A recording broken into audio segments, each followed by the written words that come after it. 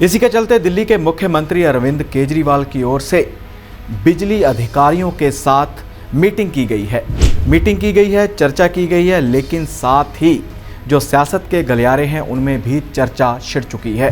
कारण यह है कि उस मीटिंग में पंजाब के मुख्यमंत्री भगवंत सिंह मान मौजूद नहीं थे।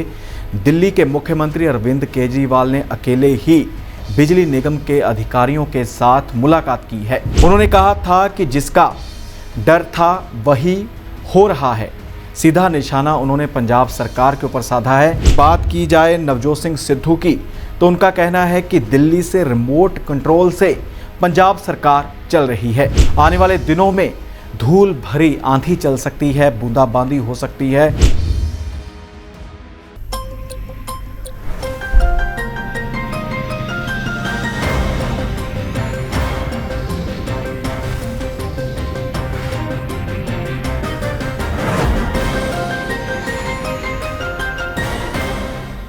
नमस्कार, D5 चैनल हिंदी का खास कार्यक्रम खुलासा न्यूज़ का देख रहे देश विदेश के दर्शकों का मैं धर्मेंद्र संधू स्वागत करता हूं। इस कार्यक्रम में विभिन्न मुद्दों व खबरों के ऊपर चर्चा की जाती है। चर्चा इसलिए की जाती है कि इन खबरों के घटित होने के पीछे क्या कारण रहे और आने वाले समय में इन खबरों का समाज पर, राजनीति पर, धर्म पर क्या असर पड़ेगा।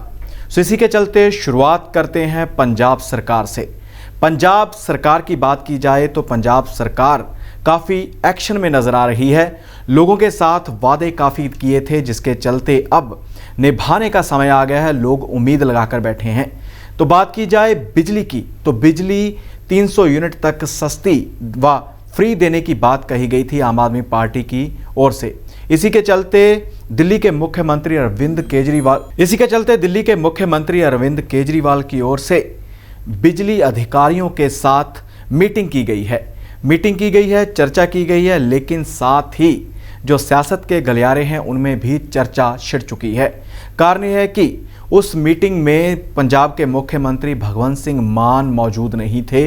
दिल्ली के मुख्यमंत्री अरविंद केजरीवाल ने अकेले ही बिजली निगम के अधिकारियों के साथ मुलाकात की है। इसी के चलते जो विपक्षी हैं उन्होंने निशाने साधने शुरू कर दिए हैं।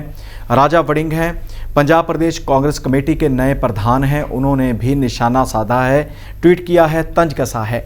और इसी के चलते कैप्टन अमरिंदर सिंह जो कांग्रेस का हिस्सा थे, कांग्रेस छोड़ दी थी, अपनी पार्टी बनाई थी और भाजपा के साथ मिलकर उन्होंने चुनाव भी लड़ा था, लेकिन जीत हासिल नहीं कर सके।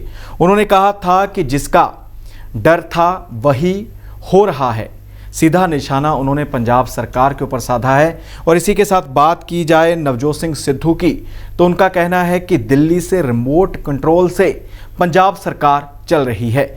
वहीं बात किसानों की जाए तो किसानों की फसल मंडियों में पहुंच चुकी है और इस बार मौसम का मिजाज थोड़ा बदलता हुआ दिखाई दे रहा है। इसी के चलते जो गेहूं की फसल है उसका जो नुकसान हो रहा है, पैदावार में कमी आती हुई दिखाई दे रही है। किसानों का कहना है कि काफ़ी जो है नुकसान उन्हें हो रहा है, जिसका मुआवजा सरकार उन्हें दे। और सरकार ने भी खरीद बंद कर दी है। जितनी भी एजेंसियां उन्होंने गेहूं की खरीद बंद कर दी है, जिसके चलते किसान भड़कते हुए दिखाई दे रहे हैं।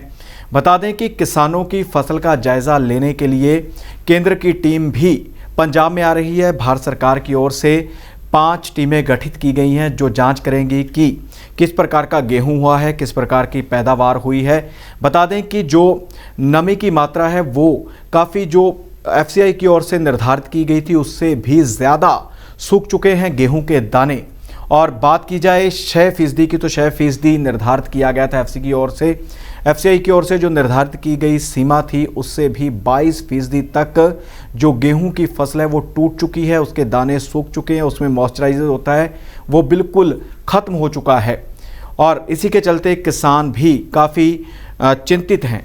वहीं बात की जाए मौसम के मिजाज की तो काफ़ी गर्मी पड़ रही है। इसी के चलते ही हरियाणा व साथ ही उत्तर भारत में मौसम का मिजाज बदलता हुआ दिखाई दे रहा है।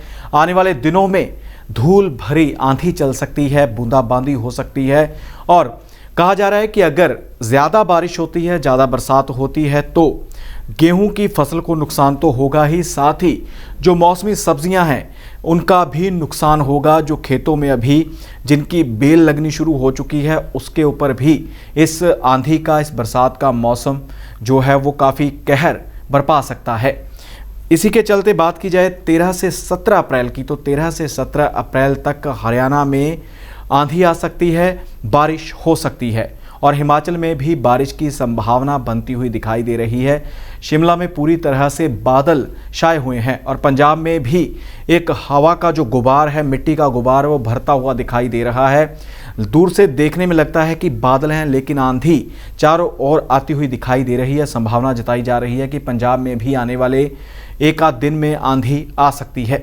इसकी जानकारी सत्येंद्र जैन ने साझी की है, उन्होंने ट्वीट किया है। सत्येंद्र जैन आम आदमी पार्टी के नेता हैं और दिल्ली के स्वास्थ्य मंत्री हैं। उन्होंने ट्वीट करते हुए लिखा है कि हम कार्यकारिणी भंग करने जा रहे हैं, जिसके बाद नई कार्यकारिणी गठित की जाएगी। आपको बता दें कि हिमाचल प्रदेश के आम आदमी पार्टी के अध्यक्ष थे अनूप केसरी।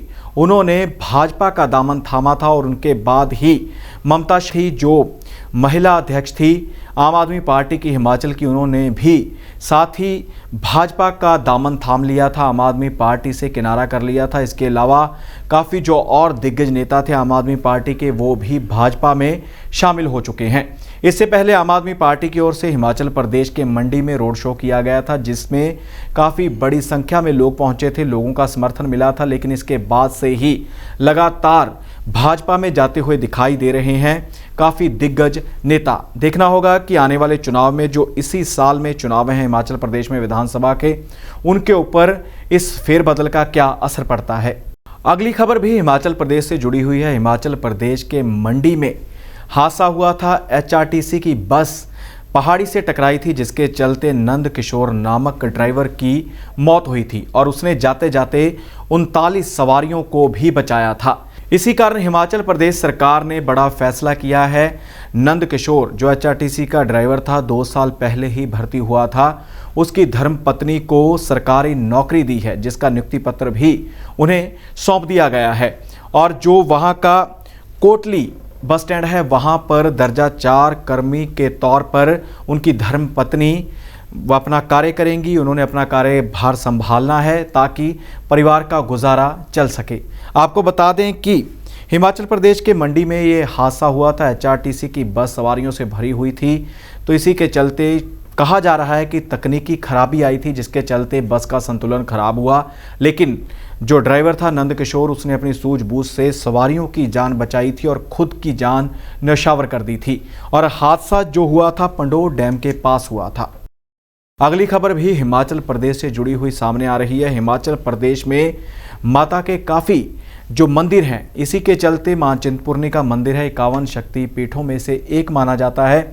बड़ी संख्या में श्रद्धालु पूरा साल मां चिंतपूर्णी के दर्शन करने के लिए पहुंचते हैं, लेकिन नवरात्र में वहां पर मेला लगता है, बड़ी संख्या में श्रद्धालु पहुंचते हैं। और इस बार की बात की जाए तो चैत्र नवरात्र हुए थे, तो उनमें 1 लाख के करीब जो श्रद्धालु थे वो नतमस्तक हुए हैं। और जो वहाँ पर चढ़ावा चढ़ा है, उसकी बात की जाए तो चढ़ावा वहाँ पर 67 लाख के करीब जो रकम है वो कैश वहाँ पर जो लोगों ने चढ़ाया है, श्रद्धालुओं ने चढ़ाया है।